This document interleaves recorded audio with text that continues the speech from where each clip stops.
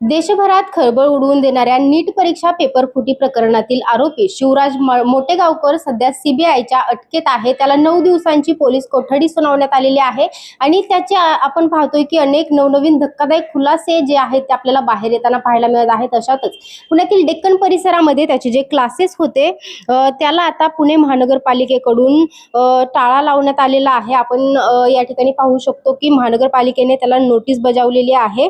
खरं तर हा येथील जे क्लासेस आहेत ते बेकायदा पद्धतीने सुरू असल्याचं समोर आलेलं आहे आणि त्यानंतर महानगरपालिकेने त्याला 2 महिन्यांपूर्वीच खरं तर नोटीस देखील दिलेली होती। मात्र त्यानंतर ही हा क्लास सुरू असल्याने मनसेने देखील आपण पाहतोय की काल आंदोलन केलेलं होतं। त्यानंतर याची गंभीर दखल घेऊन महापालिका आयुक्त नवल किशोर राम यांनी या संबंधित क्लासला सील ठोकण्याचे आदेश प्रशासनाला दिले आणि त्यानंतर याला आपण पाहतोय की या ठिकाणी सील ठोकण्यात आलेला आहे। खरं तर हे जे क्लासेस आहेत ते डेक्कन जिमखाना परिसरातील जंगली महाराज रस्त्यावर असलेल्या बोरावके इमारतीमध्ये आरसीसी मोटेगावकर क्लास चालवला जात होता आणि हा क्लास ज्या इमारतीमध्ये आहे त्या इमारतीला महापालिकेने भोगवटा पत्र दिलेले नव्हते आणि त्यानंतर देखील त्याचा वापर जो आहे तो बेकायदा पद्धतीने केला जात असल्याची तक्रार मनसेचे राज्य सरचिटणीस हेमंत संबूस यांनी देखील 3 महिन्यांपूर्वी महापालिकेच्या बांधकाम विभागाकडे केलेली होती। मात्र मनसेच्या वतीने दिलेल्या या तक्रारीची शहानिशा करण्यात आलेली नव्हती। मात्र या ठिकाणी आपण पाहतोय की आज सकाळी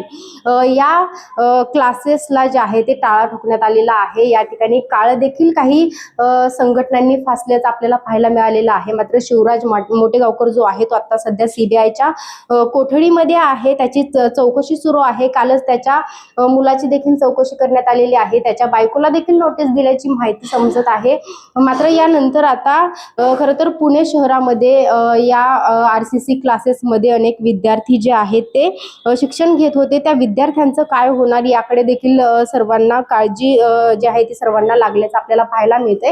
या ठिकाणी पुण्यामध्ये आता हे डेक्कन परिसरामधील क्लासेस बंद आहेत। त्यासोबत अनेक राज्यभरामधील ज्या ठिकाणी त्याचे क्लासेस होते ते देखील बंद करण्यात आलेले आहेत। त्यामुळे आता या विद्यार्थ्यांचं काय होणार याकडे देखील आता सर्वांचं लक्ष लागलेलं आहे आणि हा जो मोटेगावकर आहे त्याची पुढे कशा पद्धतीने चौकशी होतीये आणि पुणे शहरामधील असेल किंवा लातूर आणि इतर राज्यभरातील इतर ठिकाणी जे त्याचे क्लासेस आहेत तिथे आणखी काळे धंदे कशा पद्धतीने समोर येणार, काय काय समोर येणार या गोष्टींकडे आता सर्वांचं लक्ष लागून आहे। पुण्याहून स्नेहल निमगिरे, डिजिटल प्रभात।